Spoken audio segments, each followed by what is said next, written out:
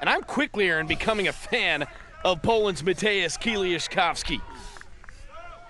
He's impressed me too, Brent, especially when you consider the fact that he always seems to compete above his weight class. Now, he's 6'5", but he's only one of 3 people in the final that weighs 315 or less. He's at 306. He's the youngest competitor in the final at 23. Came into this event in 7th place, trying to make his move, and let's see what he ends up with.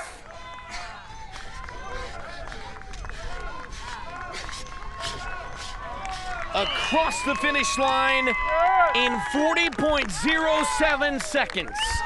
So that will be the mark for the rest of the competitors to go after.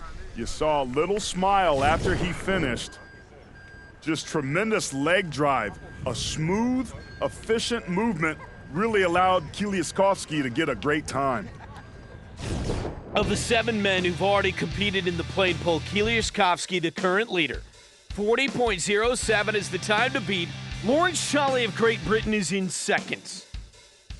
And here comes a man who was awesome in the plane pull here in Botswana last year, the American Brian Shaw.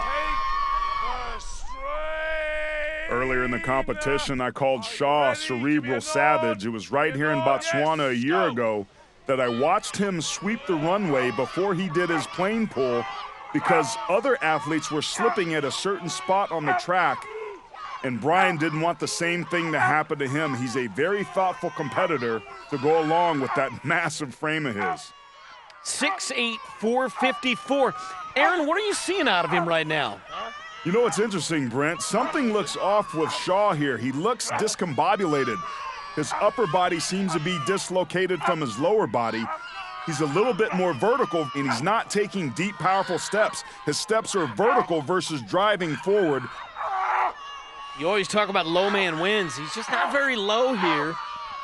Let's see where he's going to end up.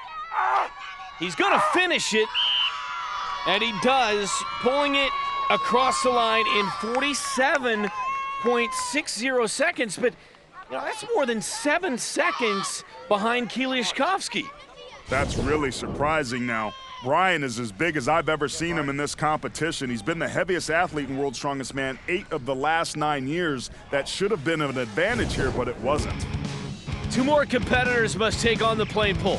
With Brian Shaw's disappointing performance, can Hafthor Julius Bjornsson power through and finally overtake him in the standings? And does Eddie Hall have enough gas left to maintain his current lead?